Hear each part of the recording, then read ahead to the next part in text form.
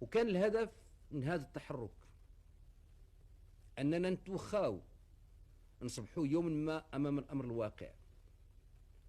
وأن تقوم دولة مصطنعة بجنوبنا. نتوخاو هذا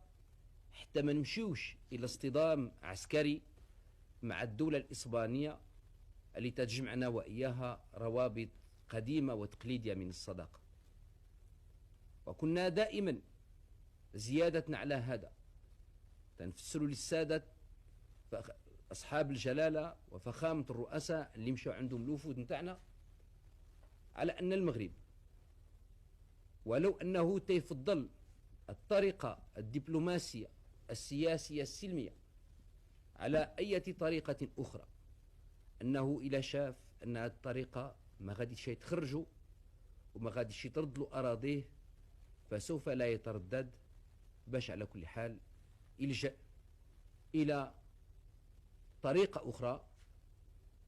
بالرغم أنه متأسف ولكن في آن واحد متض العزم ومتخذ قراره على أنه ما تردوا حتى تضحية من التضحيات.